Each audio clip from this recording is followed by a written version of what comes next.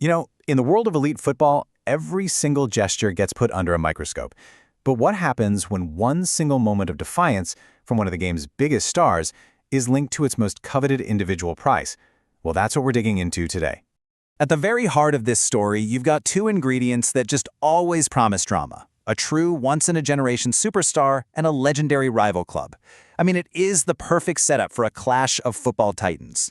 And it all comes down to this one single explosive claim.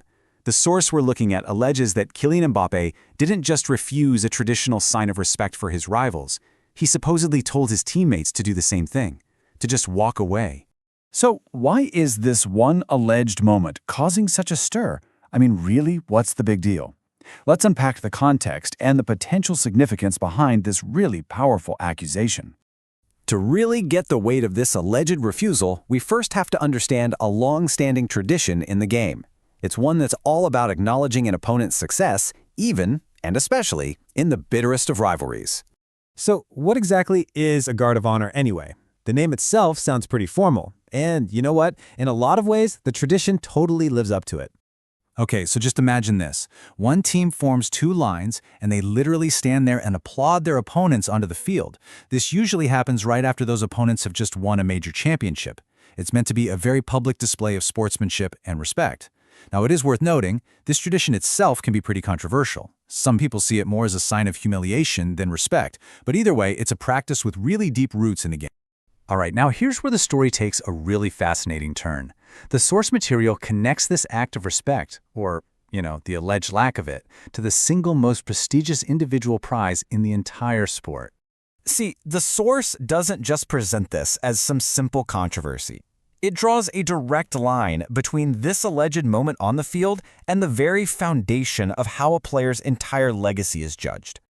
We're talking, of course, about the Ballon d'Or. For any professional player, this is the ultimate prize. It's handed out every year, and it recognizes the single best footballer on the entire planet. It is the absolute pinnacle of individual achievement.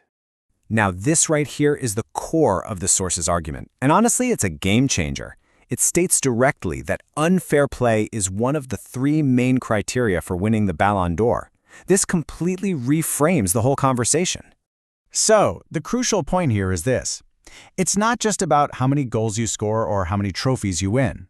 According to this source, the Ballon d'Or voters are explicitly supposed to consider a player's character, their sense of fair play and sportsmanship, as a key factor when they make their final decision. And that brings us to our final section, where we're going to put all of these pieces together. Because in a way, it's sportsmanship itself that's on trial here. This really captures the central tension perfectly. On one side, you have that raw, intense fire of rivalry and the absolute drive to win at all costs. But on the other, you have these unwritten rules of the game, the expectation of tradition and respect. So to put it all together, the argument being made by our source is crystal clear. An alleged act of disrespect, like refusing a guard of honor, isn't just a fleeting moment of bad blood. According to the award's own criteria, it could directly impact a player's claim to the sport's highest individual honor. Which leaves us with a really fascinating question to think about, one that gets right to the heart of what we value in our athletes. In the intense heat of a rivalry, where do we, and maybe more importantly, where should the award voters draw the line for sportsmanship?